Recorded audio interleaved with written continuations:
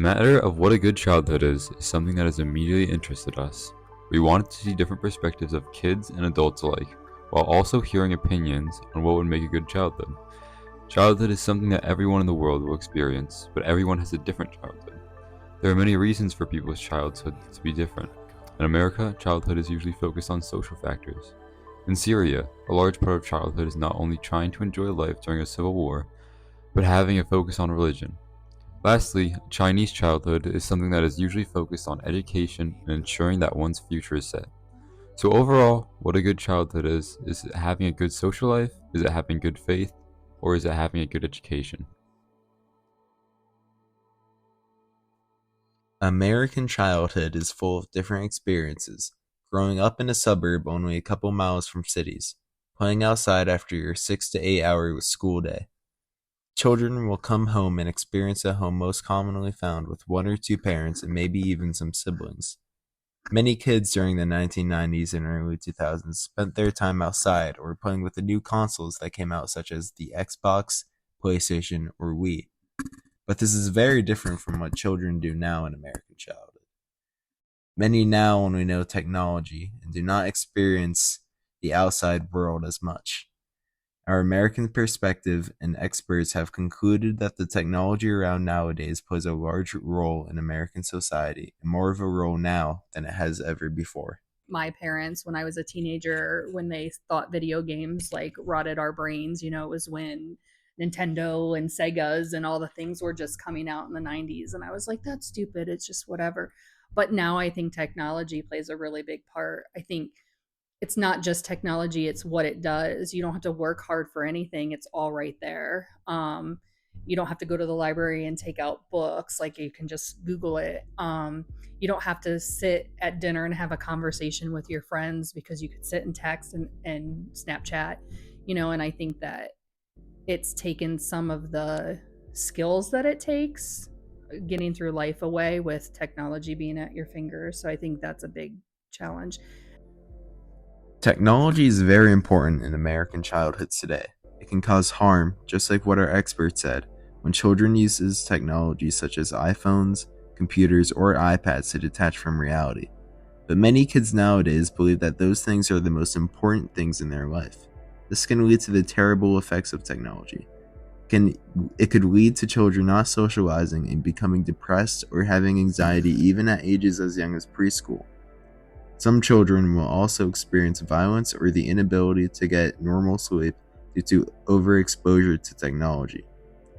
However, tech could also be the complete opposite and give kids more social opportunities and could make children more happy. Technology could also be something that makes kids de-stress in some instances or let them take a break. In the American childhood, many kids now go to play and interact with each other online with technology. If you were to ask a young child what a good childhood to them might be, it would be something most likely along the lines of not going to school and staying at home online. This is a part of the social factor that the American childhood craves and needs. Our experts also take a deep dive into the social life that humans need. Babies can die. They can be fed, they can be clothed, they can be changed, they can have all of those physical needs met. But if no one nurtures them, no one interacts with them, like they stay in their crib all day, they won't thrive. They can die because they need that. We as humans need that social connection. So just feeding them and changing their diaper and giving them shelter isn't enough. Social interaction is not only something that humans want, but it is something that humans need to survive. There have been multiple cases of when a child had been neglected not of food and water, but from social interaction, which ultimately ended in the child feeling depressed and lonely. Is that really what we want our children to think a good childhood is about? That is the reason why the American childhood is based around the idea of socialization and communication. Humans are social creatures. The American child wants to make friends and socialize through both technology and through in-person interactions, which makes their childhoods much more focused on the social aspects of childhood. But American kids also want a sense of freedom, in the sense that they are able to be independent and do what they want to do. But a stable home also helps to make a childhood happy. Childhood where the kid cannot have to worry about anything should be the goal for every country. But sadly, not every country has very stable homes. I think childhoods in America are much better. There are much more opportunities. There are much more resources, it seems. And that's just from what I've seen or what I've read. I think that there are countries where, kids are put to work at a very young age, where they are forced into certain lifestyles and things like that. But I think kids in America are truly very lucky, for the most part. I mean, you're gonna have those that aren't, but I think that for the most part, they are better. The US is very lucky in the way that there is not any war or insane poverty here. Other countries, like Ukraine for example, would be an awful place right now to raise a child because of the tough conditions there. In America, kids are allowed many more opportunities than other poorer countries can provide. This allows them to have much happier and carefree childhoods than some other countries. Next, we will look at China and see how their standards for children compare. China has a much more rigorous education system than the United States. They spend numerous hours in the classroom, and much of their childhood is spent studying and preparing for the future. Compared to America, China wants their children to focus more on their education. The country has a massive state-run education system. This includes over 500,000 schools and 18 million teachers, compared to 130,000 schools and 3 million teachers in the United States. Of course, China has a much larger population than the US, but the stress on education is still much more important. The education system in China leaves children with less time for other extracurricular activities. There is a large stress on achieving high test scores, which leads to long hours studying to prepare for exams. This also leads to a very competitive environment also after schools and professional settings. We interviewed a Chinese teenager who came to the United States after living in China for 13 years. It's pretty big. I don't know if you know this, but the Gaokao is like the college entrance exam in China is the hardest test ever. So yeah, it's pretty hard. Yeah. I feel like life there is a little bit just more competitive because there's just so many people in China and so little resources. I mean, I wouldn't say the resources are little, but compared to the mass population, it is. Kevin told us about how China is much more crowded than the United States, especially in cities. This leads to different social norms, such as views on personal space. It's just a lot of the culture, the cultural norms are different. So, I mean, no one cares about, no one even knows what personal space here is what personal space is in China, because there's so many people and you just don't get personal space. I mean, there's 40 people in a class, but here personal space is big and privacy is big, and having 12 people in a class is normal. So I had to get adjusted to that because I would just be up in people's faces, and that was uncomfortable for people. Since there are more people in smaller areas, it is normal in China for classrooms to be very packed and students to get closer when socializing. China views a good childhood as one with a successful education and a lot of time spent in the classroom. We haven't even brought up Syria yet, a conflict he's been accused of putting on the back burner despite a decade of war that has left hundreds of thousands dead and no change in Syrian leadership. The conflict in Syria over the last decade has been a brutal one. The third country that has a unique childhood experience is the Middle Eastern country of Syria. This country, for the past 13 years, has experienced a civil war that has affected children's lives there for a while. The Assad regime was a government within Syria prior to the start of the civil war in 2011. The Arab Spring Uprising was a movement led by Syrian civilians that wanted more political reform, democratic reform, and an end to the brutality led by the Assad regime. The protests led by the civilians would get pushed back by violence from the regime. This would lead to more riots and protests, and this would escalate into the civil war. The civil war would break out with multiple sides. One side is the Assad regime. This is a totalitarian government that has been in Syria for years. This regime is backed by Iran and Russia. They want to maintain power in Syria and crush all other forces. This group has committed genocide and will use chemical weapons to get their way. The other side of the conflict, there is a group called the Syrian opposition. This group is collected of rebels and people wanting a new government. This group wishes to overthrow the regime and have a democratic government.